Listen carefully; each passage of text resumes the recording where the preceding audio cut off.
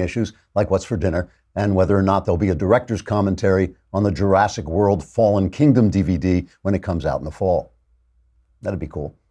Anyway, Manafort was caught in the net of Robert Mueller, who was appointed special counsel in order to investigate collusion between the Russians and the campaign of Donald Trump. The charges against Mueller have nothing to do with Russia or Donald Trump, but they do give journalists the chance to say the words Russia and Donald Trump over and over in the hopes that someone will think there's a connection between Russia and Donald Trump. Manafort is charged with violating tax and banking laws and faces a maximum sentence of 305 years in prison. That means he would be released in the year 2323, or just in time to see the Mueller investigation come to a close without proving any collusion between the Russians and Donald Trump. At that point, we should also be able to read the disappointment in the mind of CNN's Chris Cuomo, whose brain will have been kept alive in a jar as part of a scientific experiment to find out what Chris Cuomo would have been like if his brain had been alive before they put it in the jar.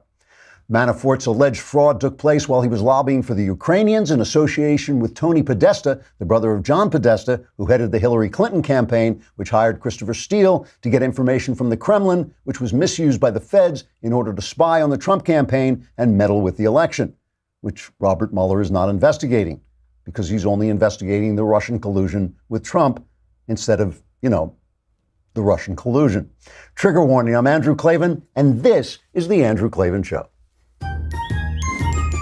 I feel hunky-dunky, life is tickety-boo. Birds are winging, also singing hunky-dunky-doo. Ship-shape, tipsy-topsy, the world is zippity-zing. It's a wonderful day, hurrah, hooray! It makes me want to sing. Oh, hurrah, hooray! Oh, hooray, hurrah! All right, it's Mailbag Day. My gosh, you've been carrying. You've been carrying your problems around like a weight of lead and anvil in a sack, and they will all be relieved. We're also going to bring on Jenna Ellis to talk about the Manafort trial and what's going on with Brett Kavanaugh, Trump's Supreme Court pick. And then the minute the show is over, I am off to Washington, D.C. to talk to YAF. The YAF, I think Knowles was there today, so things can only get better for them. And nothing better than following Knowles on stage.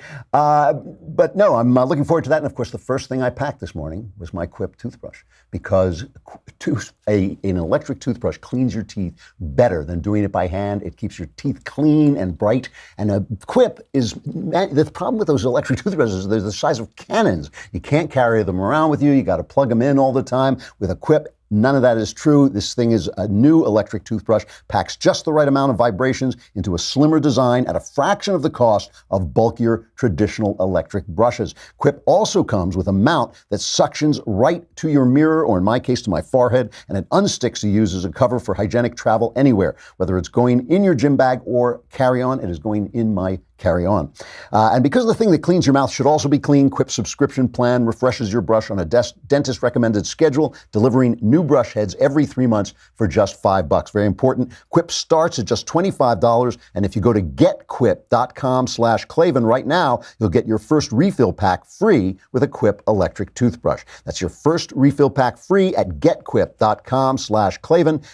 GetQuip, GetQuip.com/Klavan. Yes, but we know how to spell Get Quip, but how do you spell Klavan? It's Klavan, no E's in Klavan. I just make it look like it's easy. That's it.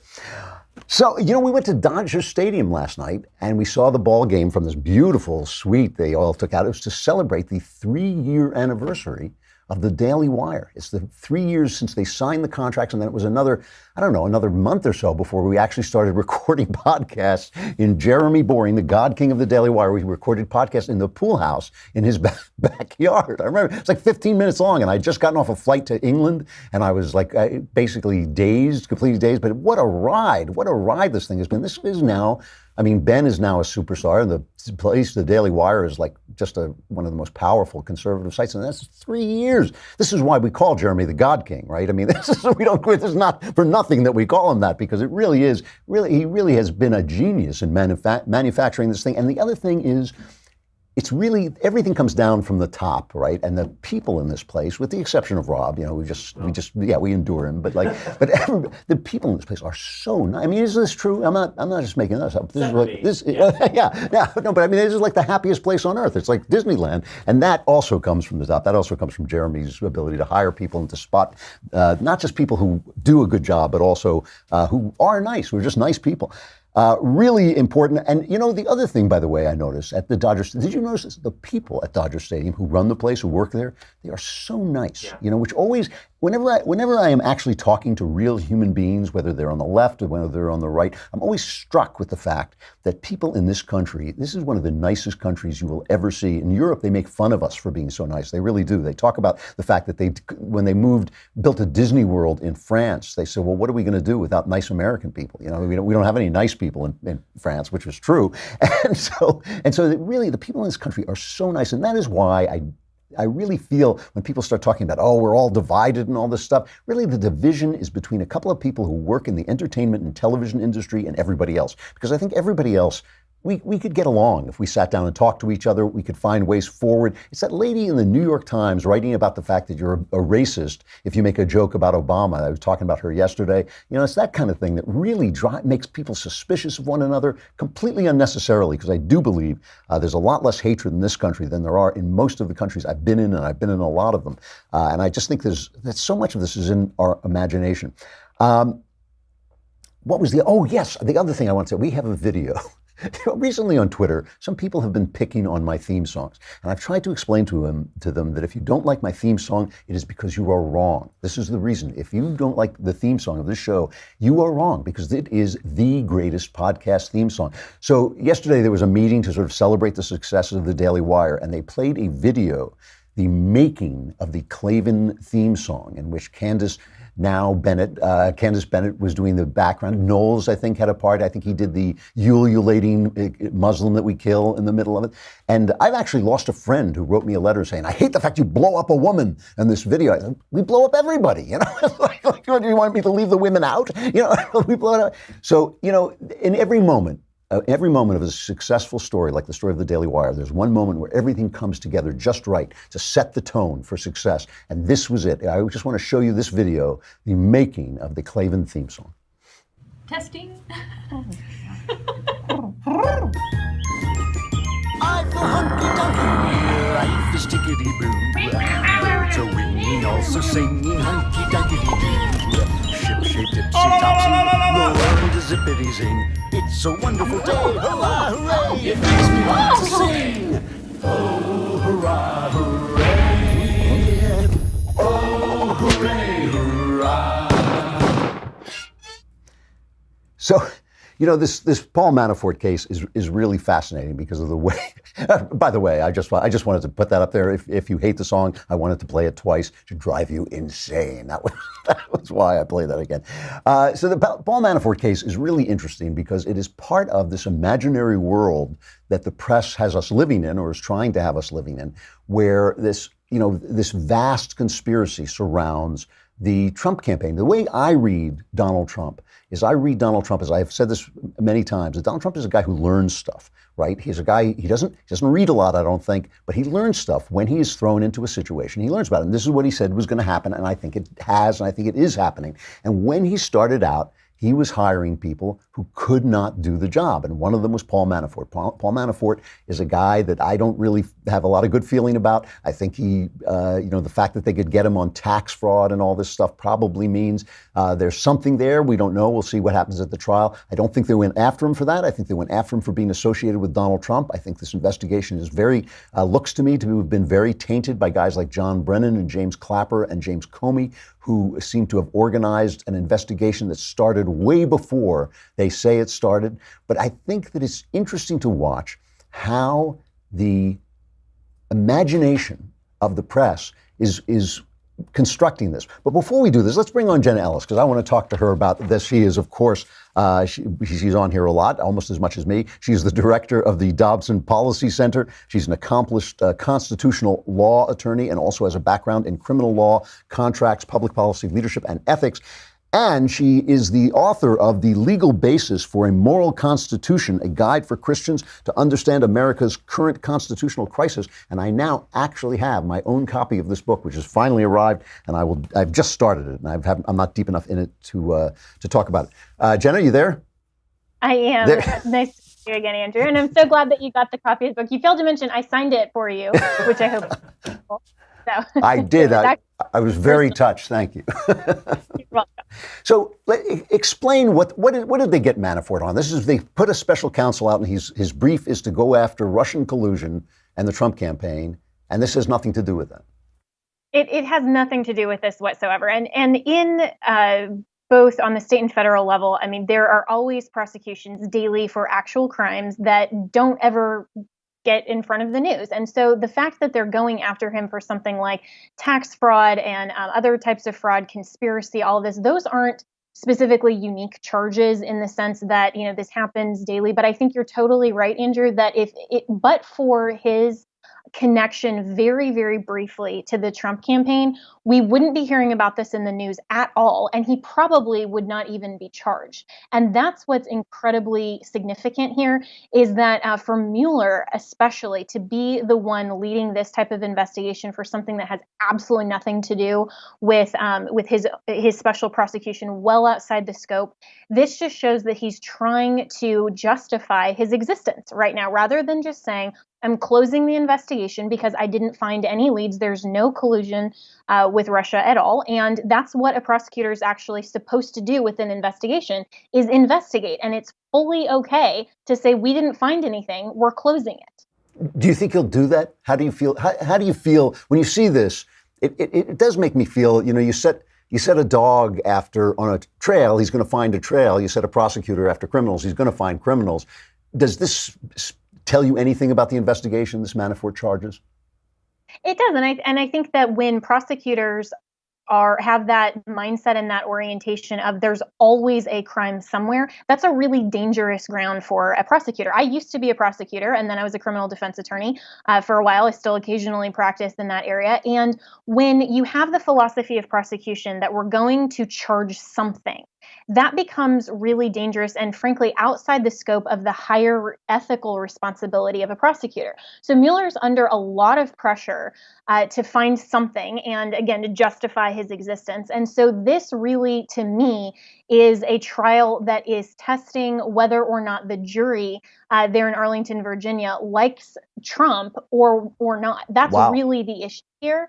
And that shouldn't be the issue. It should have nothing to do in the media with the Trump campaign at all. I mean, the charges are completely, absolutely irrelevant to anything related to Russia or Trump. But we're seeing this in the news, and this has dominated the headlines literally just because of his very brief connection to Trump. And that's frankly not, that's irresponsible to Manafort himself.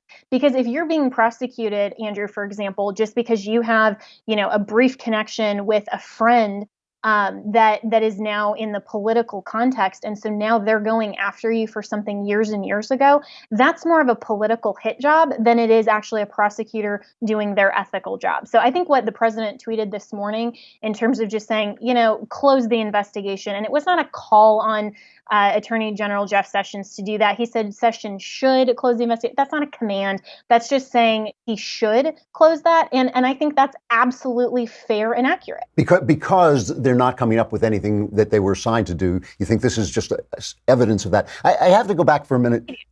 Go ahead. I'm sorry.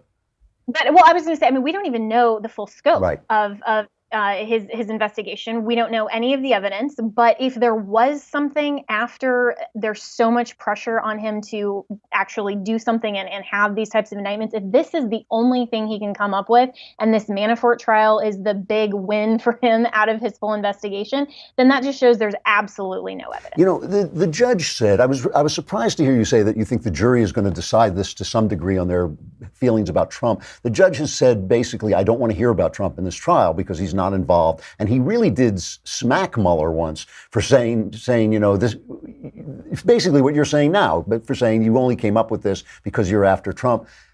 Do you actually think a jury might just say, look, we're not going to, yes, he may have hidden the money, he may have committed bank fraud, but we're not going to do anything about it because it's not fair? Do you think that's a possibility? They may.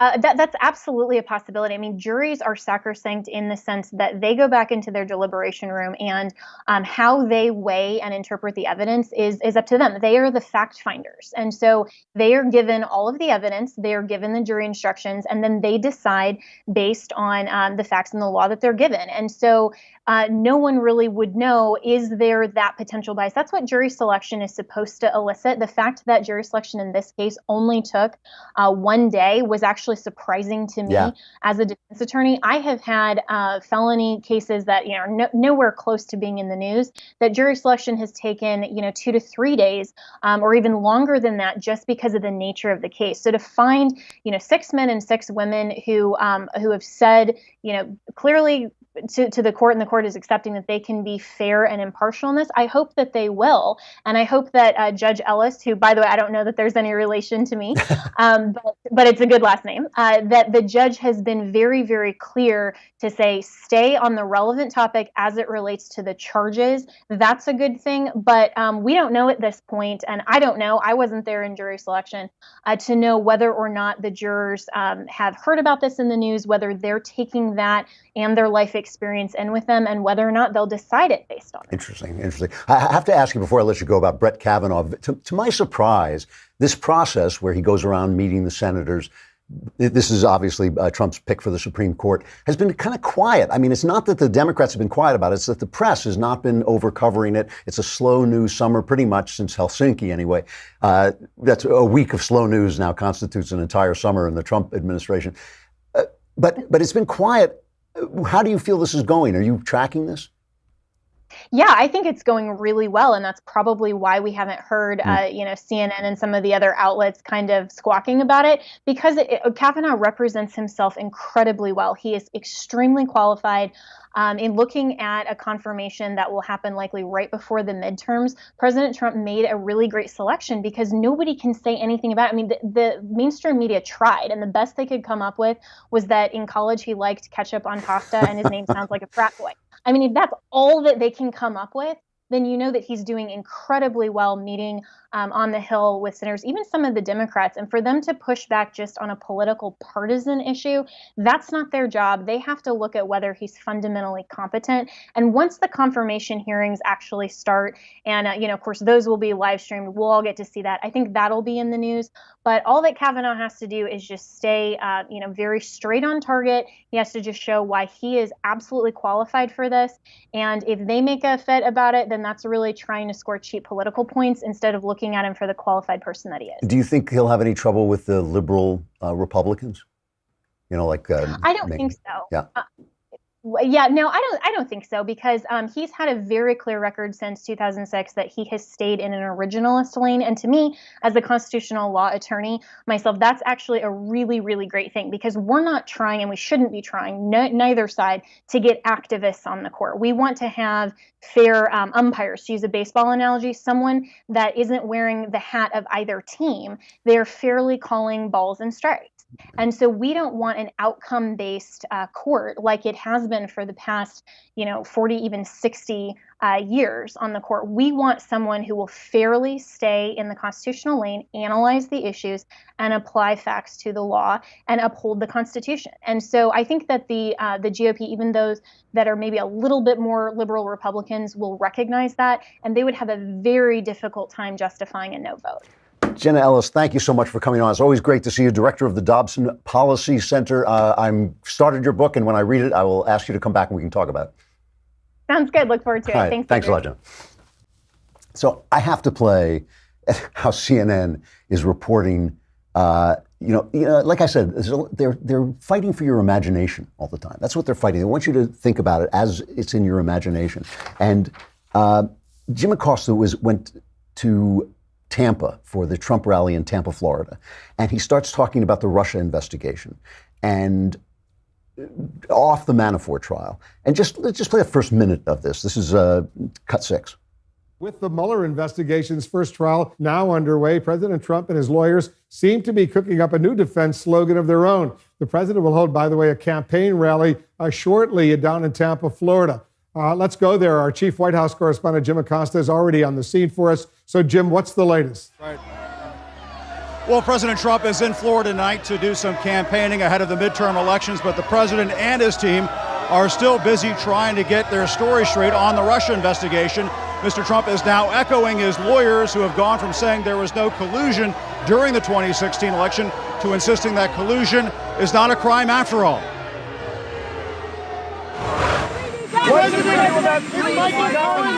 Breezing past the cameras on his way to Florida, President Trump appears to have a new strategy for the Russia investigation. Ignore questions from reporters while spinning up a new defense where he's shielded from outside scrutiny. Tweeting collusion is not a crime. It's a notable leap from the president, who has repeatedly claimed there was no collusion with the Russians during the 2016 campaign. If you couldn't see that, they put the tweet up on the camera, and the camera says there was no collusion, but the tweet says collusion is not a crime, but that doesn't matter because there was no collusion. And there's Acosta lying to you. They're saying he's not saying this anymore, while it's right there on camera. I mean, the guy can't even. And then he talks about Trump getting his story straight. Acosta can't get his story straight. And the other thing, of course, is the whole report starts off with the Paul Manafort trial starting. You know, the Russia investigation is, you know, the Paul Manafort trial. It may be he may have been caught up in this, and as Jenna said, he wouldn't probably have been caught up in it if he hadn't worked for Trump. But it has nothing. It happened before he worked for Trump. It was about the Ukrainians. The people who were involved were the Podestas. It was Tony and John Podesta who were part of the Clinton campaign. It is amazing to me. Now that has been passed on that has been referred to the New York federal attorney. So maybe we'll see something on that. I don't know. Tucker Carlson was saying that they'd been offered immunity, but that hasn't been proved yet. We don't see. I have to play what happened next with this Acosta thing. Is the group of Trump supporters saw Acosta and they accosted him because accosting Acosta is what you want to be doing at a Trump rally. It's pretty funny. The White House closed out the month of July without holding a briefing for reporters today. That means the White House has held only 3 briefings for the press this month and 8 total since the end of May. There is no other way to describe what the White House is doing these days. Wolf, top officials, including the president, are hiding from the press. And Wolf, just to give you a sense as to what's happening right now, you can hear there is a chorus of boos and other chants from this Trump crowd here in Tampa, Florida. They're saying things like CNN sucks, go home, and fake news. Wolf, obviously, all of those things are false. We're staying right here. We're going to do our job and report on this rally to all of our viewers here tonight. Wolf. Just as a fact check, when he said all those things are false, CNN sucks actually is true. That part is 100% true. So Acosta just got that wrong. Now Acosta tweets after this.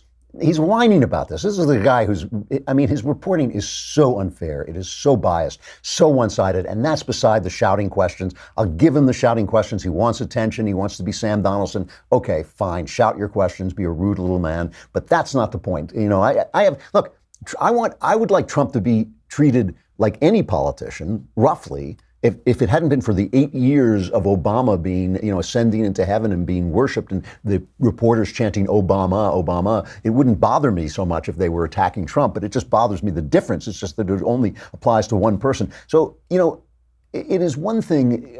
Acosta's reporting is lousy. It is lousy. It is biased. It is one-sided. He makes no attempt to see the world from the people who the position of the people who support Trump. And then he goes out after they shout at him, as he so richly deserves. I don't like to see reporters being harassed. I do not like to see the press being harassed. Calling Acosta a reporter, borderline misuse of the English language, but even so.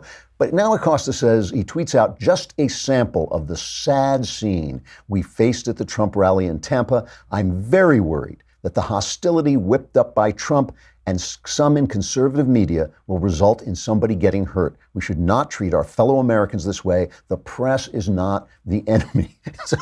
So, I mean, like I said the other day, the only real violence that's been committed has been against Trump supporters and against Republicans and against Trump administration people who've been hounded out of restaurants. And all of that is keyed off to the rhetoric coming out of places like CNN. So I do not understand. I am perfectly happy to see Trump stop calling the press the enemy of the people. I'd like to see Nazi reporters get harassed. But, it goes both ways. When he tweeted this, when Acosta tweeted this scene, Mark Caputo of Politico tweeted back about the people who were shouting at him. If you put everyone's mouths together in this video, you'd get a full set of teeth.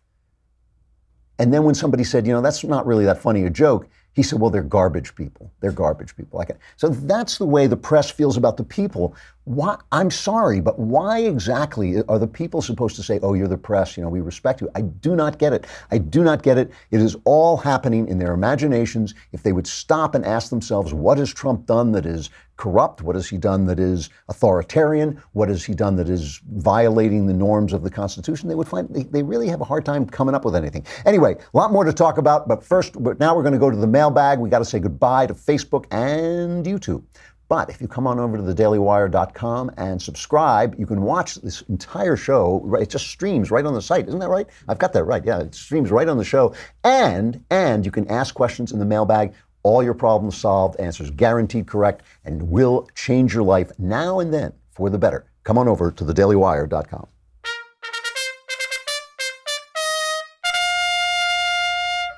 All right, the mailbag. Yeah. We should have a video of how that was created.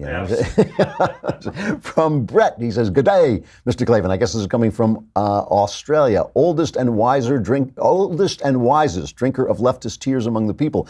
First, I would like to say thank you for the work you do. Just listening to your advice has made me a better person and, more importantly, a better husband, even if you haven't completely convinced me of religion from my agnostic perspective yet. Thank you for that. That's really nice to hear. My question is about resolving some of the mentally heavy situations I find myself dealing with. I do security, and some of the things I've dealt with are beginning to shake me. I have found 4 suicides, the last of which was a 19-year-old girl, and I can't wrap my head around what would push someone so young to that extreme and sad end. It is wearing on me to the point where I'm actually taking some of my stress to other jobs. For example, this weekend I'm looking after a drag queen reading books to young children, and it's making me unreasonably angry. Not just because it's specifically designed to introduce children to the LGBT community at such a young age, the target age is around 4 to 7, but because if they want to go to the diversity route, why wouldn't they feature an actual transgender person instead of just a man in a dress? Hey, the world is a tragic place, and if you're going to be happy, I've talked to Dennis Prager about this as well, if you're going to live a joyful life, you can't live a happy life because you're happy according to whether happy things happen, but you can live a joyful life, a life full of gratitude and appreciation and vitality. You can say, like, even in this moment of struggle, I am alive, and that the struggle is bringing me to a new plane. In order to live that life, you have to understand the world is a tragic, broken place. It is a tragic, broken place. And when I say that, those words don't convey the appalling nature. It's appalling when old people die, when somebody you've known for 50, 60, 70, 80 years lives a great life, lies down and passes on. Even that's appalling, that we disappear from this earthly plane so completely. But when a 19-year-old takes his life, and the thing is that teenagers in a lot of ways are more in danger of suicide because they don't have perspective. So you're in a place of darkness. If you or I enter a place of darkness, we know, hey, life stretches out. I'm in this part of the tunnel, but there's light at the end of the tunnel. A young person has never seen the tunnel. I remember the time that I contemplated suicide, when I want to go back in time and just slap that kid, because I was weeks away from having a lot of breakthroughs in my life and turning my life around, and yet I thought I was in hell. I was at the very edge of the tunnel. I was right there, and I didn't know it, and I was sitting there thinking about ending my life. It is tragic. It is tragic, and it is also evil and corrupt. People who are corrupt have to corrupt other people. They have to do it, because otherwise they look in the mirror and they will see themselves if they look in our eyes and we disapprove of them. That's why there's such a push when they say, oh, transgender people are fine or homosexuality is fine, not preaching about whether this is good or bad. But if you feel bad about yourself, you cannot allow even one person to say, you know what, I think this is immoral what you're doing. I think it's wrong, because you already feel it so deeply. And so you go out and you try and spread this doctrine that will erase, you think that if you can just erase all the bad feelings about you from the world, you'll feel good about yourself. But of course, that's not true. It's coming from within. You have to feel good about yourself first, and then people will start to respond and start to ask you questions. So listen, you're going to have to, that this is part of the world, is coming to grips with this, coming to terms with it without letting it bug you. When I was a kid, my hero was Philip Marlowe, the tough guy private detective from the Raymond Chandler books. And he wrote a very famous passage. You've all heard the expression mean streets. It comes from a Raymond Chandler passage where he wrote about who this hero was. And he said, down these mean streets, a man must go who is not himself mean. And I remember this made a tremendous, tremendous impression on me when I was a kid. That was what it meant to be a hero. Down these mean streets, a man must go who is not himself mean. And so you have to pass through corruption. As a security guy, you're going to see it, I know. You're going to have to pass through corruption and tragedy without becoming yourself depressed or corrupt. And that's your job. And if you do that, you will find that you draw to yourself people who want to see that. You don't have to preach to them. They'll just come to you. And so that's actually the assignment you've been given by God. I know you say you don't believe in him yet, but he's there. He believes in you, and he's given you that assignment. And so that's something you should work on in yourself, because it will make your life more joyful. But first, you're going to have to accept that this is real, that it's tragic, and it's corrupt. It really is. And I'm sorry, it's tough to deal with. From Stephen, Dr. Clavin, Lord of the Multiverse and Destroyer of Your Enemies. That is my business card. That is exactly what it said. You answered a question a few months ago. I asked about my opioid addiction stemming from an injury I received as a firefighter. I've had a hard time getting and staying clean, but with the help of my wife, prayer, and the lessons I take from your podcast about joy and gratitude, I can say that I am now on the right path. That's very touching. That's great to hear. I really appreciate that. Hearing your response to my question set things in motion. I honestly know in my heart has saved my life.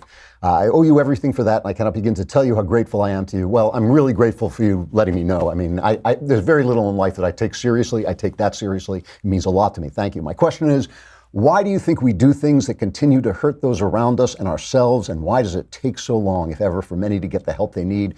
Thank you again for everything, Steve. It's a broken world. It really is. And it is amazing. It is amazing what people will do to themselves. And it is amazing that when you speak to them as a friend, they will change everything except the one thing they're doing that is hurting the most. You know, there's a passage, I won't read it to you, but there's a passage in my novel, Empire of Lies, where he talks about what he calls the road to disaster, and how many times he has gone to a friend and they come to him and they say, everything's going wrong. And he says, well, stop going down the road to disaster. And they say, no, I can't do that. I can't do that, but I'll do anything else. You said, no, the one thing you have to do is stop going out, stop taking the drugs, stop drinking so much, stop cheating on your spouse. You know, that's the one thing you got to, I can't do that. What else can I do? You know, it's always that one thing. And that's because we're sinful, we're broken, you know, and it's like, you can explain that religiously, as I do, that we have become separated from God and that this kind of piles up through history, or you can find some other way of saying it, but it's just true that what we want to do, we don't do, what we know we need to do, we don't do.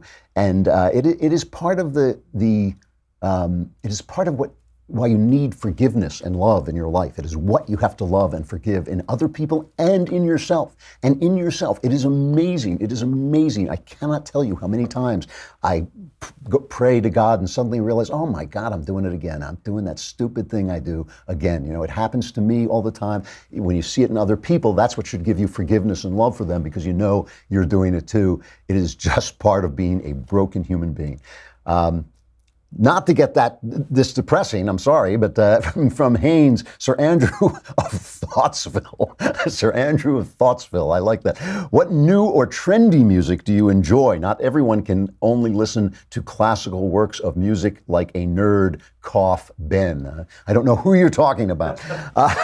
You know, it's funny. I really love, the music that I really love is swing and kind of light jazz music, what is called the American Songbook. I love the songs of Cole Porter. I love the songs of Gershwin, of all those guys, Sinatra and Bing Crosby and all that music. And that's what I love to listen to, as well as classical music, which I also love. When I don't like modern music. I mean, I don't think it's very good, you know. And so when I listen to it, what I listen to is light pop and light country. I mean, that's what I listen to when I want something mindless to sort of, you know, play background as I'm driving in my car or something like that. I will listen to Rascal Flatts. I like the guys from the 70s and 80s, the folk singers like James Taylor and Paul Simon. I like them. I like people like, you know, the early, I know she's kind of become a joke, but what's her name? Taylor Swift, the early Taylor Swift. I thought her early songs were really touching and good. So that's the kind of, I just feel pop is kind of mindless. And if I want to listen to something mindless, I want it to be tuneful, soft, and not offensive, and that's what I'll put on in the background when I listen to modern stuff. I do like, the guys that I do like are guys who do something different, like the Pentatonics. I really like them. I think they broke up. Did they break up? Do you know? I heard that. I'm not sure if they actually did or not. Yeah, I'm not sure, but I really think that they're terrific, and I like people with real musical chops like that, who bring, Jason Mraz, I think, is a really good jazz guy, and so those guys I actually do like a little bit more than the rest. From Matt, dear Leader Klavan, for the past few years I have suffered from depression. I had steadily been getting better until a few months ago when my wife miscarried. Conceiving is very difficult for us, and we spent nearly a year in doctor's office trying to get pregnant. The month-long roller coaster of joy from learning I would be a father to the utter devastation of learning I wouldn't be destroyed me, and it broke my heart for my wife because being a mother is the only thing she's ever wanted to be. And as hard as this may be to believe, drowning myself in whiskey every night isn't helping matters. Any advice you may have to give on how to handle this tragedy and the reality that I may never be a father would be greatly appreciated. I'm not particularly religious, but I'm willing to try anything at this point. Matt, first of all, I'm really sorry. It's, it always gets me when people talk about abortion, that the baby isn't a real person. Anybody who's ever had a miscarriage or been through or been close to someone who's had a miscarriage knows that when you lose your baby, you've lost your baby, and it is a tragedy. And a lot of times because no one's seen the baby, no one's experienced the baby, they don't connect with you, they don't realize how much grief you're in. So first of all, you got to separate two things. You've suffered from depression, and I don't know what that's about. I hope you're getting help for that, and not just drugs. I hope you're actually discussing where that comes from. But you got to separate that from what you're feeling now, which is grief. Grief is a natural, normal reaction to something tragic happening. That is what you feel when something tragic happens. It is enormously painful. I've been through it. Most people have been through some version of it. This is, you are in grief, and of course your wife is in grief, and she, of the two of you, she will get most of the sympathy, but you also are grieving. First, you got to stop drinking. You got to stop it. Just like that, all of it. I mean, I love booze, man. I love me some booze, and I love to drink, and I keep it under tight control because I know I love it. But when I'm in a situation like this, I just stop. You just got to stop, because as you say, it is not going to help. It's going to make things worse. I know it makes things, it's probably the most effective antidepressant on the planet. It makes things better in the moment that you do it, but it makes everything worse. So you just got to stop. I have said this before, but I say it again. Grief is a desert that has to be crossed on foot. It takes time. That is what gets you through grief. And the important thing about while you're getting through grief is you are actually traveling across an expanse. So you have to picture it that way. You're traveling across a barren, painful, ugly expanse, okay? And the question is, where are you going? Where are you going? Because these are the things that will make you who you are tomorrow. And you want to come out obviously with more love, more wisdom, more bitterness, more compassion for your fellow man, because that is going to give you more joy on the other side. For me, in periods of grief, God is like my guiding star. I just keep my eye on him and I keep moving toward him, and slowly you get across. It sucks. What happened to you sucks. Things happen in life that suck. This is one of them. And I think that you have to just cross it. You got to lay off the booze, cross it, get help if you need it, obviously. You shouldn't, there's grief counseling, there's books on grief to get through it. Then you've got to start dealing, you said you were getting better on the depression, so I'm assuming that either it's something you're getting beyond or you're getting treatment for it, but don't confuse these two things. This is a normal, typical reaction, a correct reaction to something really sad that happened to you, and you're going to be sad for a while. And what you want to do is look at it as a journey, and the question is, where are you going? Where are you going? Try to head toward compassion, forgiveness, love, and joy. And I think you'll find that. And then if you don't believe in God before, when you get to that station, you will, because you'll see him face to face. From Bob, to the good Lord Klavan, master of most things mostly. I have no idea what that means. I have a question as a hopeful author of both a fiction series and some nonfiction books. I have always been told if I want to write, I should have a steady job on the side. That's, that's whenever they ask me what your advice is for young writers, I say, you become a lawyer like my mother wanted me to be. All right, so I have a steady job and I try, but I'm 28 with a part-time job, going back to school for another degree. I'm hoping won't waste my money, and I have commitments almost weekly for both friends and family who I love dearly. How can I organize all of this and still write? It feels like every time I get started, I have to start over again, which not only breaks my concentration, but wreaks havoc on my motivation. It frustrates me to the point of being angry with everyone but God, and sometimes I have trouble even making time for Him, which just makes me sad. I've never been good at time management, and right now it all seems like it's about to overwhelm me. All I've ever wanted to do is pray and write. How can I get myself on the right track? All right, first of all, big red line that comes out of here, big red sentence that pops out of me is I've never been good at time management. It's like, what the hell does that mean? Get good at it. Teach yourself to be good at it. What do you think? That's a talent born from God? You know, it's like that's something you learn how to do. You learn how to do it one day at a time, 1 hour at a time. Time management is everything. Your life is made of time. Every day is made of time. You want to use every minute. Fill the unforgiving minute with 60 seconds worth of distant run. All right, so here are 2 pieces of writing advice. First of all, you got to support yourself. That's just it. You got to support yourself. Whatever you do, however you do it, you got to pay the rent and you got to eat. You can't live off other people. You got to do it yourself. So that's something you're going to have to do while you become a writer.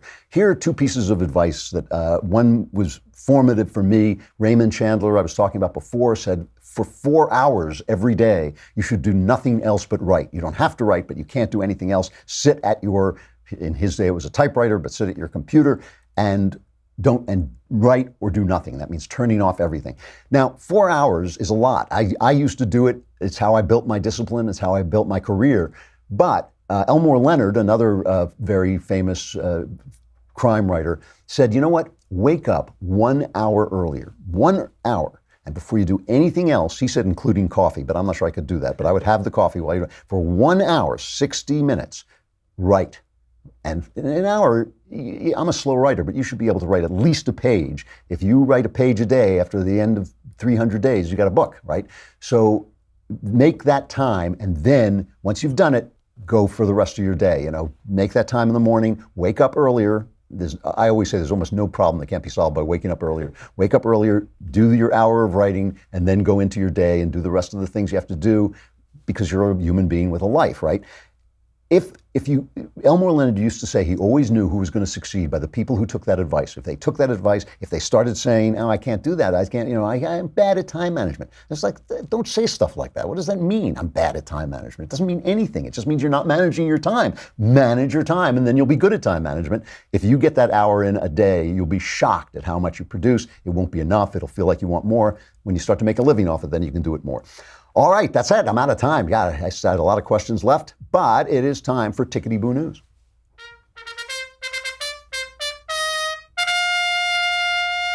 I would have kept going, but I got to catch a plane. Yeah. I was undecided whether to put this. We have a segment on Monday called Our Crappy Culture and a segment on Wednesday called Tickety Boo News, which is supposed to kind of offset each other. And I wasn't sure whether to put this in one or the other. And I'll tell you why I put it in Tickety Boo News. Owen Benjamin we did an interview. He's got a new Prager video on the death of comedy and how the left is as killing comedy. But it's not just comedy. The Nation, a left-leaning magazine, ran a poem called How To, written by a guy named Anders Carlson Wee. And it was written in either African-American vernacular, according to its detractors, or Southern dialect, according to its supporters. And it takes the voice of a homeless individual giving advice on how to receive help from unkind and hypocritical strangers. And it goes like this. If you got HIV, say AIDS. If you a girl, say you're pregnant. Nobody going to lower themselves to listen for the kick. People passing fast. Splay your legs. Cock a knee funny. It's the little shames they're likely to comprehend. Don't say homeless. They know you is. What they don't know is what opens a wallet, what stops them from counting what they drop. And it goes on and on. So, of course, the readers of The Nation went insane, and this was insulting, and it was anti-black, and it was offensive to homeless people, and so many people are hurt. They pulled this thing and they apologized for it. As poetry editors, we hold ourselves responsible for the ways in which the work we select is received. We made a serious mistake by choosing to publish this poem. And the poet himself says, to all who have voiced questions and concerns about my poem in The Nation, I am listening closely and I am reflecting deeply. I'm sorry for the pain I have caused. So they're not just killing comedy, they're killing art altogether. Why do I say this is Tickety Boo News? Because you need art, pal, and if they're not going to do it, we can do it. We've been touting the fact that we're about to start another kingdom. I haven't got time because I got to catch this plane, but I can tell you stories about another kingdom where we had to fight to keep the stuff in another kingdom that is offensive to leftists, and we will not take it out. And we're doing it here at the Daily Wire. It's going to protect it for the podcast. The book is coming out from a company that has backed me to the hilt. When people tried to re-edit the book, they stood up for me, and they will bring it out as it is. That's the first season, going to come out as a novel in March of next year. And we're doing the second season, which will be start broadcasting in September.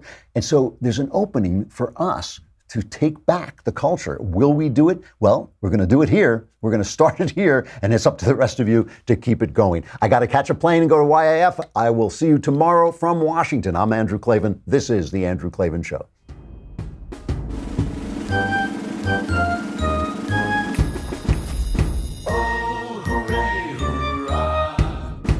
The Andrew Klavan Show is produced by Robert Sterling. Executive producer, Jeremy Boring. Senior producer, Jonathan Hay. Our supervising producer is Mathis Glover. And our technical producer is Austin Stevens. Edited by Emily Jai. Audio is mixed by Mike Cormina. Hair and makeup is by Jesua Alvera. The Andrew